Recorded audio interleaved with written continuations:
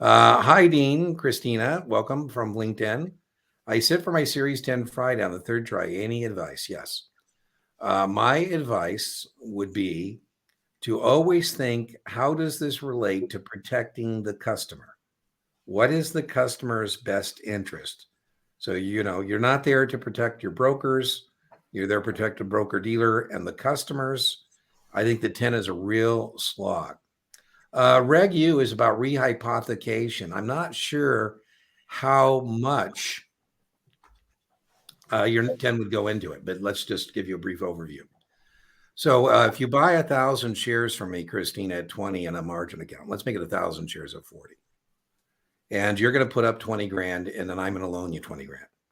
And the reason, Christina, I love margin accounts is because the broker dealer is not lending your money. What I'm going to do is I'm going to rehypothecate your securities to the bank. And I'm going to say, Mr. Banker, here are Christina's securities. I would like a loan for Christina. Reg U is 140%.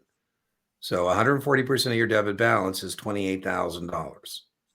So I need $28,000 worth of your stock, Christina, for Mr. Banker. 28,000 divided by 40, that's 700 shares. So of your 1,000 shares, I'm taking 700 shares down to Mr. Banker. Mr. Banker, here's 700 shares of Christina's securities. I'd like a loan for Christina. Here we go with big time test thing. There is no problem in what I've just walked you through because I'm using customer securities to support customer indebtedness. What would not be copacetic is to use your securities to support broker dealer indebtedness. In that example, Christine, I have 300 shares of your securities that aren't involved in that loan. Those are called excess margin securities. And those have to be segregated and locked up. I might need them later, right? Because the value of the collateral with the bank is going up or down. Most of us don't want to deal with that, right? So that's what Reg U is about. Reg U is about rehypothecation. Reg X says that we can't use foreign regulatory structure to arbitrage US regulatory structure. So that's what Reg X is saying. I was just talking today about the financial crisis, and we had a company no longer with us, Lehman Brothers, and Lehman Brothers was, doing rehypothecation in London to get a better deal than they were getting in the U.S. So they were violating U.S. securities. So that's the answer about Reg X. The last one, holding customer mail. This is for everybody. I would think, Brian, this is on every FINRA exam about holding customer mail. So let's start with the frequency of statements, very testable.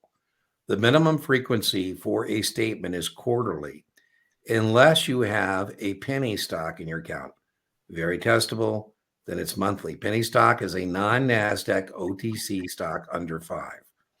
I say, Christina, I'm going to be traveling, and I'd like you to hold my statements. You say, fine. You're holding them for me. I check in with you, and I say, I'd like you to continue to hold them. You say, well, Dean, you can get them on the internet. I say, Christina, I'm in Zamboanga in the southern Philippines, Mindanao, with my missionary father, and the leading industry is kidnapping. And if I go into an internet cafe and punch up my brokerage account, I'm going to move myself up 3 spots on that list. I'm not asking you to hold my statements for convenience. I'm asking you to hold them for security.